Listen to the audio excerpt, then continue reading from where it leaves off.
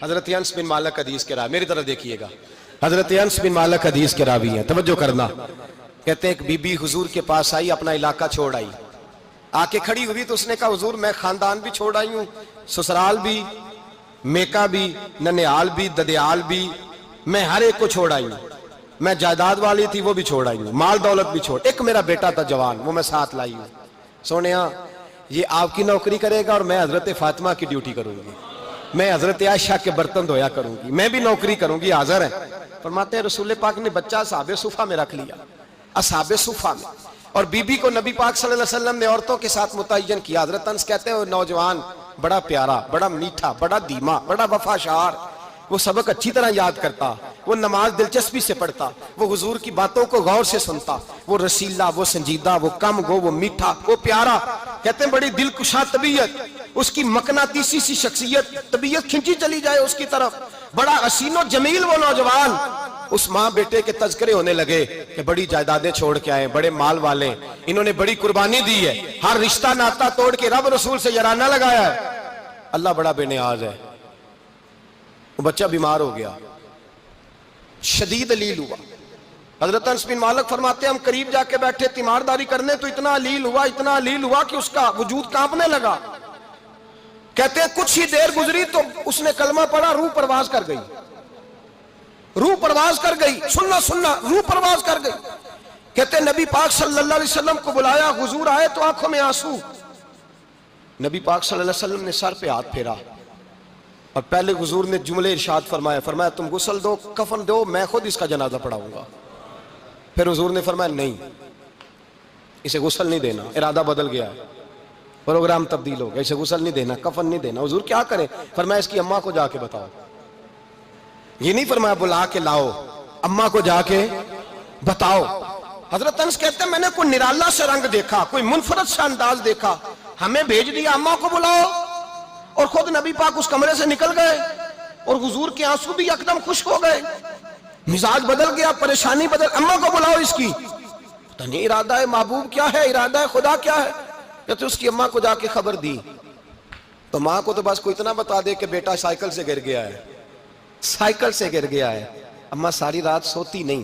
ایک شاعر نے کہا تھا ایک مدت ہوئی میری ماں نہیں سوئی، میں نے ایک رات کہا تھا مجھے ڈر لگتا ہے، ایک رات کہا تھا مجھے ڈر لگتا ہے۔ یہ اپنے اپنے رنگ ہوتے ہیں، اپنا اپنا انداز ہوتا ہے۔ رمضان شریف کا مہینہ آتا تو میری اماں جی کہاں گری کا تیل منگاتی، چیزیں منگاتی، اور پھر زبردستی میں منع کرتا کہ اماں جی نہیں آپ کیا کر رہی ہیں، میں تو تیل ویسے بھی ذرا کم استعمال کرتا ہوں، تو رگڑ رگڑ کے، اور نہیں کتابیں بڑی موٹی ہیں، فلاں چیز بڑی موٹی، اس کا رنگ تھوڑا نرالا ہے۔ اور یہ جو ماں کا رنگ ہے نا، اس جیسا رنگ دوسرا ملتا بھی کوئی نہیں دنیا میں۔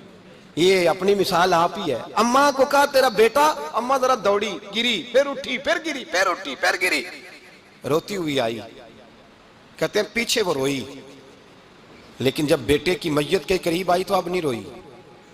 کہتے ہیں ہمارے چہروں پہ نظر دے ڈالی اور کہنے لگی تمہارا کلاس فیلو فوت ہو گیا ہے، واقعی چلا گیا ہے؟ کہاں پردہ کر واقعی؟ کہاں؟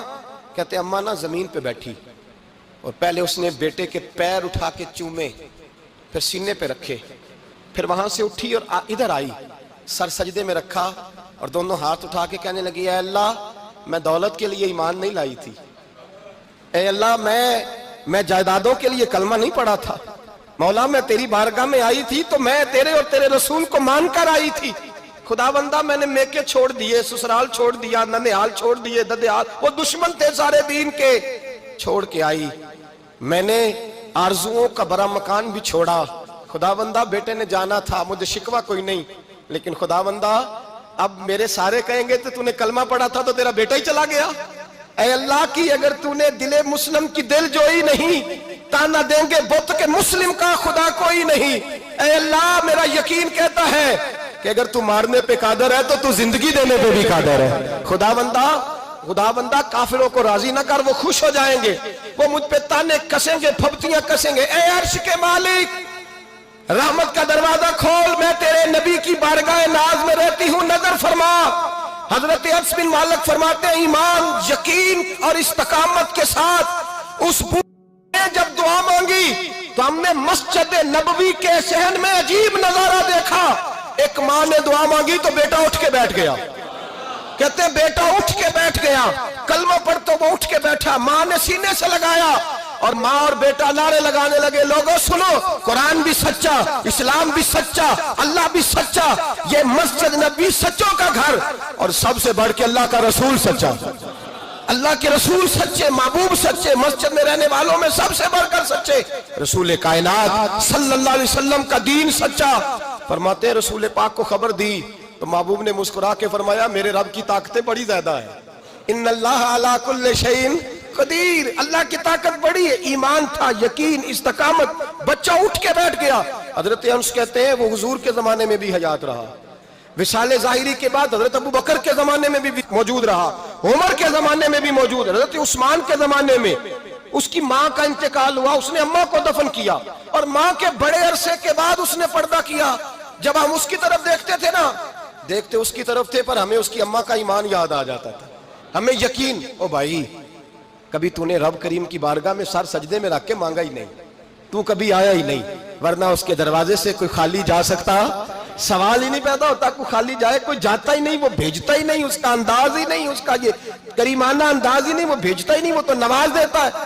ایمان، یقین، استقامت اپنائیے، اور یہ اپنی زندگی میں اللہ تبارک و تعالیٰ کے ساتھ جڑیے۔ یہ دنیا داروں کے ساتھ ہم تعلق جوڑ کے رکھتے ہیں، کبھی SMS، کبھی ٹیلی فون، کبھی عید پہ مبارکباد، کبھی فلان جگہ، دنیا داروں سے جڑ کے رہتے ہو، خدا سے جڑ کے رہو، کبھی فجر میں جڑ جاؤ، کبھی زور میں جڑ جاؤ، کبھی تلاوت میں جڑ جاؤ، کبھی درود و سلام کی وجہ سے رب کریم کے ساتھ تعلق بناؤ، کبھی رمضان میں، کبھی ایمان میں، کبھی حج میں، کبھی عمرے میں، کبھی کسی غریب کی مدد میں، کبھی کسی لاچار کی مدد میں، کبھی بے کس کی مدد میں، کبھی مجبور کی مدد میں، جڑ جاؤ اللہ تبارک و تعالیٰ کے ساتھ، مضبوط ایمان، مضبوط قوت پیدا کرو، توانائیاں حاصل کرو، اپنے اندر خوبی پیدا کرو۔ میرے بھائی یاد رکھیں، ایمان مضبوط ہوتا ہے تو اللہ عرش سے مدد نازل فرماتا ہے، اور جب ایمان کمزور ہوتا ہے تو جو مدد پاس ہوتی ہے وہ بھی چھن جاتی ہے۔ رمضان المبارک کا جمعہ، پہلا جمعہ، ایمان کا موضوع بیان کر کے دو باتیں گزارش کرنی ہے۔